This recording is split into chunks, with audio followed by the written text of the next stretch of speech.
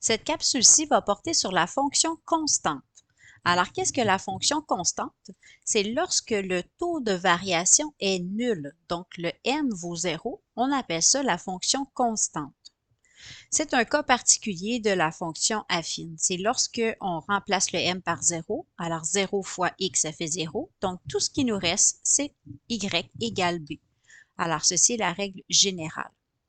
Dans le plan cartésien, on représente cette fonction-là par une droite horizontale.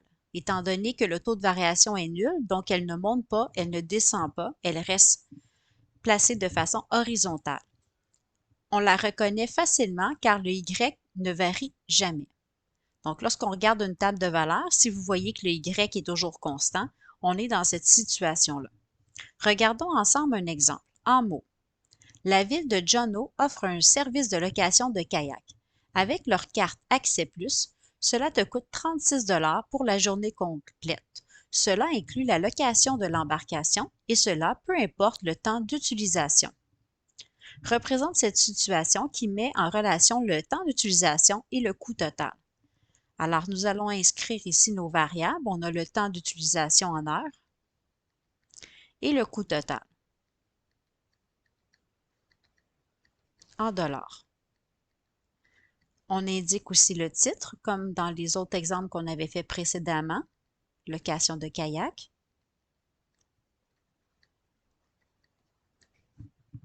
Alors, on peut choisir les valeurs de x de notre choix. On pourrait commencer à 5 si ça nous tente, mais on pourrait commencer aussi à 1. Il n'y a pas de problème. On pourrait commencer aussi à 0. Alors, par exemple, pour 1 heure, on obtient 36 $. Pour 2 heures, c'est toujours le même prix, parce que peu importe le temps d'utilisation, le coût sera toujours de 36, ça inclut la location et la durée de notre choix. Si je faisais ça pendant 1 seconde, ça me coûterait pareil 36 secondes. 36 $, pardonnez-moi. Alors pour 5 heures, 36 toujours. On va représenter la situation dans un graphique cette fois-ci. Alors on va aller bien placer nos variables. On a le temps ici en heures, le coût en dollars et comme titre, on a location de kayak. Ensuite, on va aller faire notre graduation. Toujours le cadran 1 qui est représenté. Nous avons seulement des variables positives dans la situation ici présente. 1, 2, donc 0, 1, 2, 3, etc. Là, je peux en faire plusieurs graduations. Il y a plusieurs façons de représenter ici la situation. Donc, on pourrait faire la même graduation que les autres graphiques, comme on pourrait faire une graduation complètement différente. Il n'y a aucun problème là-dessus.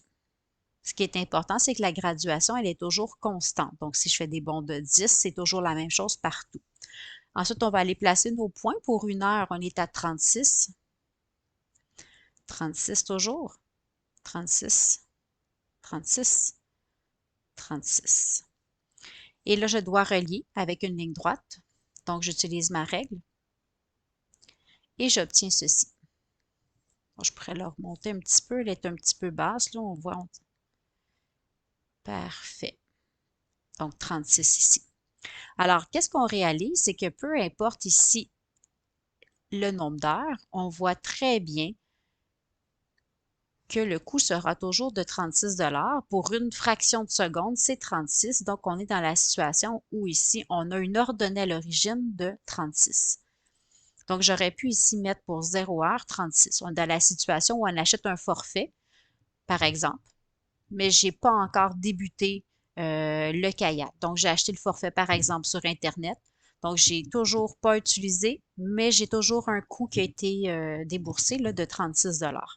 Alors, on voit très bien ici qu'on a une représentation graphique. Ici, c'est une droite horizontale. Alors, de l'autre côté, vous avez ici représentation graphique, droite horizontale. Et on le voit très bien.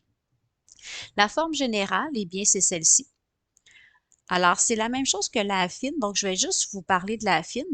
Donc, ici, on a la fonction affine qui est mx plus b. Mais la fonction constante, on n'a que la pente, donc le taux de variation vaut 0.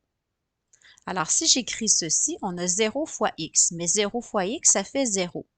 Alors, j'obtiens 0 plus b et on sait que 0 plus b donne b.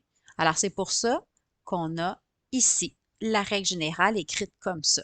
Donc, on n'écrira pas 0x. Donc, toujours y égale b. Alors, le y vaut toujours la même chose. Si on utilise la forme fonctionnelle, on l'écrirait comme ceci. F de x est égal à b. On sait que le b, je vous rappelle que le b, c'est votre ordonnée à l'origine, qui est la valeur de votre y lorsque x vaut 0. Alors, si on regarde l'exemple avec la location de kayak, alors notre y vaut toujours 36. Alors, c'est y égale 36. Si on utilise la forme fonctionnelle, f de x est égal à 36. Donc, peu importe la valeur du x, le y vaut toujours 36. Regardons ici l'exemple 1. Le prix d'un billet pour l'autobus municipal est de 3,25 $ et cela, peu importe la distance parcourue. Détermine la règle de cette fonction. Alors ici, la première chose à voir, c'est qu'on est dans une fonction constante. Donc, je vais l'inscrire ici, fonction constante. On est dans une fonction constante parce que le y va toujours rester le même, donc qui est le prix.